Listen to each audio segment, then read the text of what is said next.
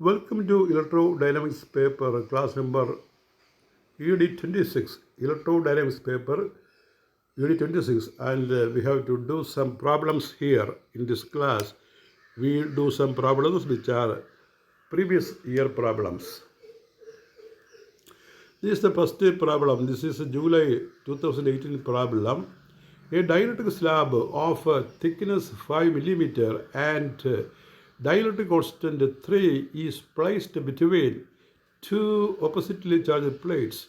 If the field outside the dielectric is 10⁵ volt per meter, calculate one polarization in the dielectric electric displacement.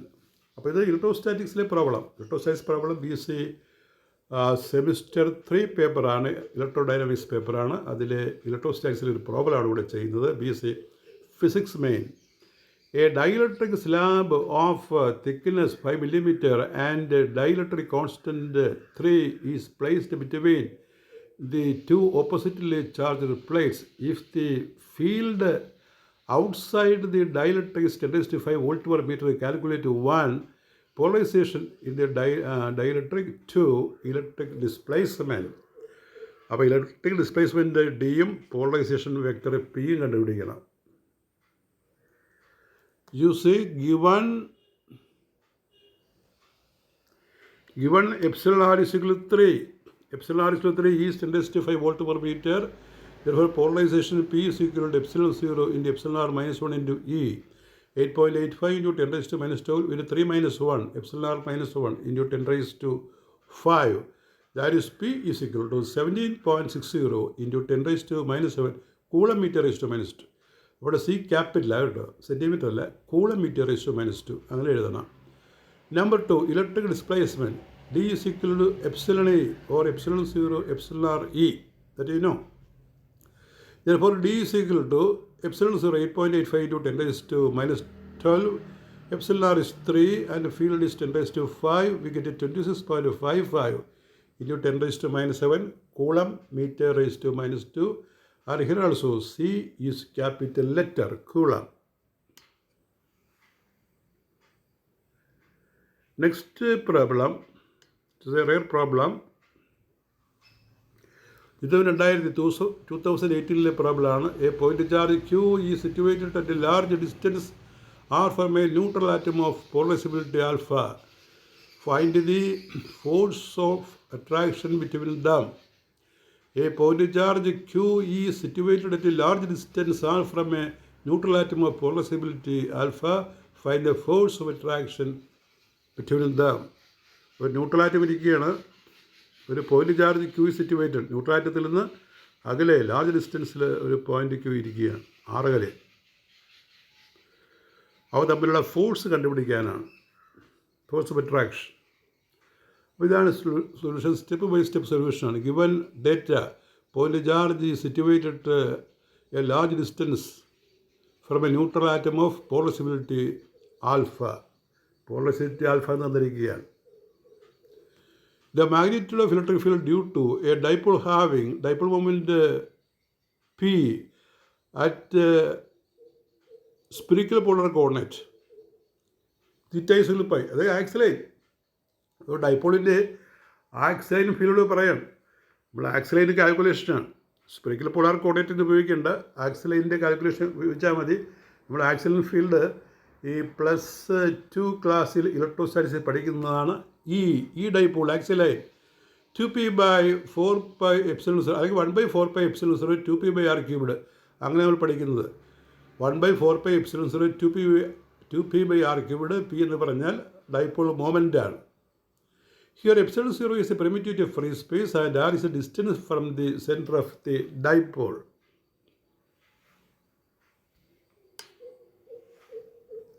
Atom is a dipole. ഇനി force on a charge നമ്മൾ കണ്ടുപിടിക്കണം. Force on a charge due to dipole.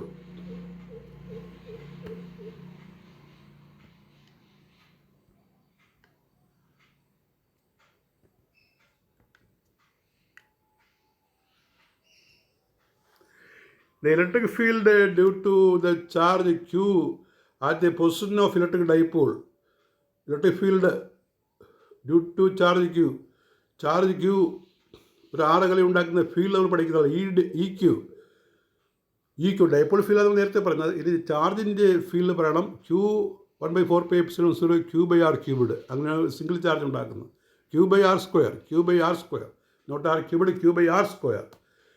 ഒരു electric charge Q ഇരുന്നാൽ ആറകലെ ഒരു പോയിന്റിലുള്ള ആ neutral atom വരെ അകലം, അവിടെയുള്ള ഫീൽഡ് ഇ ക്യൂ എന്ന് പറഞ്ഞാൽ 1/4πε0 Q/r² ആണ്. ഇത് നമ്മൾ ഇലക്ട്രോസ്റ്റാറ്റിക്സിൻ്റെ സ്റ്റാർട്ടിങ്ങിൽ പഠിക്കുന്നതാണ്. അടുത്ത പോയിന്റ് എന്താണെന്ന് നോക്കൂ. The expression for dipole moment is P is alpha E Q. അതായത് ക്യൂ ചാർജിൻ്റെ ഫീൽഡ് ആണെങ്കിൽ ഇലക്ട്രിക് ഫീൽഡ് ആണെങ്കിൽ dipole moment P is equal to alpha E എന്ന് പറയും. ആൽഫ ഇ നമ്മൾ പഠിച്ചാണ്. ആൽഫയെ വിളിക്കുന്ന പേര് atomic polarizability. Alpha is called atomic polarizability. Therefore dipole moment P is equal to alpha E Q. E Q is simply E, the field due to charge Q. Substitute the expression for EQ in the above equation we get. അപ്പോൾ ഈ EQൻ്റെ value നമ്മൾ കണ്ടുപിടിച്ചല്ലോ, just മുകളിൽ കണ്ടുപിടിച്ചല്ലോ. ആ value ഇവിടെ കൊടുക്കുക. ഇവിടെ നോക്കുക, EQൻ്റെ എക്സ്പ്രഷനാണ് നമ്മൾ എഴുതിയിരിക്കുന്നത്. അത് ഈ പിയുടെ എക്സ്പ്രഷനകത്ത് കൊടുക്കുമ്പോൾ നമുക്ക് കിട്ടുന്നത് ആൽഫ ഇ ക്യൂ ആണല്ലോ. അപ്പോൾ P is alpha into E Q, that is 1/4πε0 Q/r². അങ്ങനെ ഡൈപോൾ മൊമെൻറ്റ് കിട്ടും. ഈ ഡൈപോൾ മൊമെൻറ്റ് കിട്ടിക്കഴിഞ്ഞാൽ നമുക്കിനി ഇ ഡി കാണാം, ഡൈപോളിൻ്റെ ഫീൽഡ് കാണാം. ഡൈപോൾ മൊമെൻറ്റ് കിട്ടിക്കഴിഞ്ഞാൽ ആ ഇ ഡിയുടെ ഇക്വേഷനകത്ത് നമ്മൾ ഈ കിട്ടിയ പിയുടെ വാല്യൂ കൊടുത്താൽ മതി. അപ്പോൾ നേരത്തെ ഒരു ഇ ഡി ഇക്വേഷൻ പറഞ്ഞിരുന്നു. അതിനകത്ത് പിയുടെ വാല്യൂ ഇവിടെ നിന്ന് സബ്സ്റ്റിറ്റ്യൂട്ട് ചെയ്യുക. പിയുടെ വാല്യൂ സബ്സ്റ്റിറ്റ്യൂട്ട് ചെയ്യുമ്പോൾ ഇ ഡി കിട്ടുന്നത് 2/4πε0 r³. ഇപ്പോൾ 2 4 വെട്ടിപ്പോകുന്നത്, പക്ഷേ 1/4πε0 അതുപോലെ കീപ്പ് ചെയ്യാൻ വേണ്ടി ഇട്ടിരിക്കുകയാണ്. 2 വെട്ടണ്ട, 2 ക്യാൻസൽ ചെയ്യേണ്ട കാര്യമില്ല. E D is equal 2/4πε0 r³ into alpha Q/4πε0 r². അപ്പോൾ ഇവിടെ r⁵ എന്നുള്ള ടേമായിട്ട് വരും താഴെ. E D is equal to 2 alpha Q/16, 4 × 4, 16π²ε0² r⁵ എന്ന് പറയും. 5 r⁵. ഇത് expression for the force on the charge, അതാണ് കണ്ടുപിടിക്കേണ്ടത്. That is QE. F is QE നമുക്കറിയാവുന്നതാണ്. ഇവിടെ ഡൈപോൾ ആയതുകൊണ്ട് F is Q into E D. Q into E D എന്ന് കൊടുക്കും. ഇ ഡിയുടെ വാല്യൂ സബ്സ്റ്റിറ്റ്യൂട്ട് ചെയ്യുക. ഇ ഡി വാല്യൂ സബ്സ്റ്റിറ്റ്യൂട്ട് ചെയ്യുക. അപ്പോൾ കിട്ടുന്നത് substitute the expression for ED in the above equation, we get F is equal to, അവിടെ ഒരു line കയറി വന്നിട്ടുണ്ട്, അത് ആവശ്യമില്ലാത്ത ലൈനാണ്. We get F is equal to 2 alpha Q² / 16π²ε0² r⁵ എന്ന് വരും. അപ്പോൾ ആ 2 2 ക്യാൻസൽ ചെയ്യാവുന്നതാണ്, പക്ഷേ അവിടെ നമ്മൾ അങ്ങനെ തന്നെ ഇട്ടാൽ മതി. Therefore, last sentence. Thus, the force on the charge due to the dipole is F is equal to 2 alpha Q² / 16π²ε0² r⁵. That is the answer. 2008 പ്രോബ്ലമാണ്. അങ്ങനെ ആരും തന്നെ ഒന്ന് ചെയ്ത് കണ്ടില്ല. അടുത്ത ക്വസ്റ്റ്യൻ, ഇത് 2008 മറ്റൊരു പ്രോബ്ലം. ഈ സൈക്ലോട്രോണിലെ പ്രോബ്ലമാണ്. സൈക്ലോട്രോൺ ശരിക്കും പറഞ്ഞാൽ അത് നമ്മുടെ ഈ അറ്റോമിക് ന്യൂക്ലിയർ ഫിസിക്സിൽ പഠിക്കുന്നതാണ്. പിന്നെ +2 ക്ലാസ്സിലുണ്ട്. ഇലക്ട്രോ ഡൈനാമിക്സ് പേപ്പറിനകത്ത് ഇത് മെൻഷൻ ചെയ്തിട്ടില്ല, പ്രസൻറ്റ് സിലബസിൽ മെൻഷൻ ചെയ്തിട്ടില്ല. പക്ഷേ ഈ പ്രോബ്ലമൊക്കെ ഇങ്ങനെ കയറി ചോദിക്കാറുണ്ട്. അതിന് കാരണം നമ്മൾ ഈ magnetic force on electrode, magnetic ഫോഴ്സുള്ള ചാർജ്, അതൊക്കെ പഠിക്കുന്നത് കൊണ്ടായിരിക്കണം ഇവിടെ ഈ സൈക്ലോട്രോണിൻ്റെ പ്രോബ്ലം ഇടുന്നത്. ഒരു പ്രോബ്ലമാണ് ഇവിടെ നമുക്ക് ചോദിച്ചത്, അതേ ചെയ്യുന്നുള്ളൂ. കാരണം ഇത് സിലബസ് ടോപ്പിക് അല്ല ശരിക്കും പറഞ്ഞാൽ. സൈക്ലോട്രോണിന് നമ്പർ ഓഫ് പ്രോബ്ലം ഉണ്ടെന്ന് ഓർക്കുക. A cyclotron has an oscillator frequency of 12 × 10⁶ cycles per second and a radius of 50 centimeter. അതിൻ്റെ ഡി റേഡിയസ് ആണ്. ഡി ഒക്കെ ഓർക്കുക നിങ്ങൾ, D semi circular chamber. What value of magnetic induction B is needed to accelerate the protons? You see the problem? A cyclotron has an oscillator frequency of 12 into 10 raised to 6 cycles per second and a radius of 50 centimeter. What value of magnetic induction B is to be needed to accelerate the protons?